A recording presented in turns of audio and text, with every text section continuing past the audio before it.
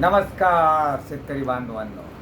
आज आपण या सर्व शून्य मशागत लाभार्थ्यांना, शेतकरी बंधूंना या गुढीपाड्याच्या निमित्ताने माझ्याकडनं गुढीपाड्याच्या निमित्ताने हार्दिक शुभेच्छा व्यक्त करतो.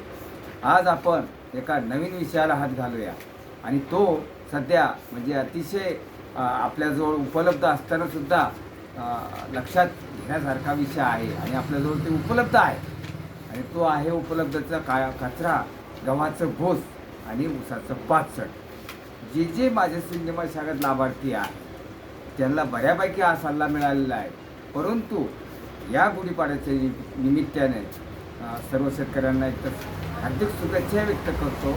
आणि आपण गव्हाचं काढ न जाळता गव्हाचं काढ न जाळता हे जमिनीवर तसंच थोड्याफार प्रमाणात गाळून द्यायचं.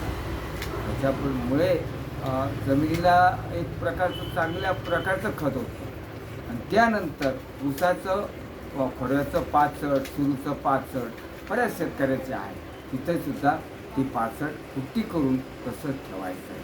ही दोन मुद्दे या गुढीपाड्याच्या निमित्ताने चांगले प्रकाशाने मला तुम्हाला सांगायचे आहे.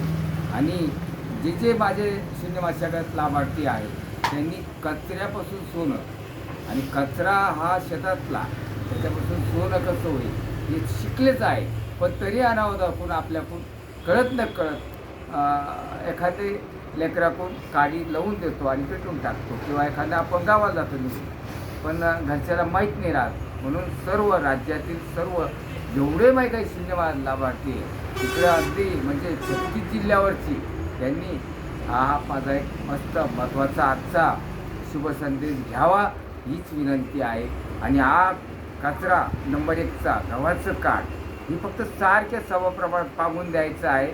आणि पांगितल्यानंतर याचे फक्त गुटखे ठेवायचे नाही आणि याच्यावर एक साधारण मोगडा फिरून घ्यायचा आहे, पण कितपत छोटासा मोगडा, ही जमीन गाडल एवढंच, फक्त असाच एवढाच फिरायचा, नांगर नाही म्हणत मी, फक्त मोगडा रोट्या असा फक्त मातीमध्ये ही भूज मातीमध्ये या गव्हाच्या काढाचं जाईल.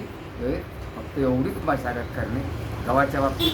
आता राहिलं ऊसाचं पाचट, याला कुटी मशीन आहे, कुटी मशीनने गाडून द्यायचं आहे, संवर्धित शेती ठेवायची. आणि हे संवर्धित असल्यामुळे, झाकीत असल्यामुळे, आच्छादित असल्यामुळे इथे सुद्धा जीवाणूंचे वाढे मोठ्या प्रमाणात होतात.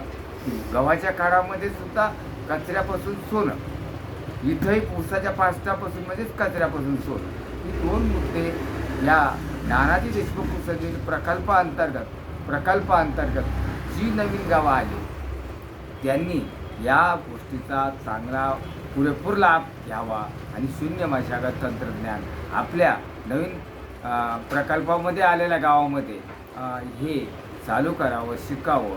आणि आजच शपथ घ्यावं या गुढीपाड्याच्या निमित्तानं की मला शून्य मशागत क्षेत्राखाली यायचं आहे, शून्य मशागत तंत्रज्ञान माझ्या शेतात राबवायचं आहे आणि मी ते राबवणार. हीच माझी एक संकल्पना ठेवून मी आपले 2 शब्द संपवतो. पुन्हा एकदा हार्दिक शुभेच्छा व्यक्त करतो. जय हिंद, जय महाराष्ट्र.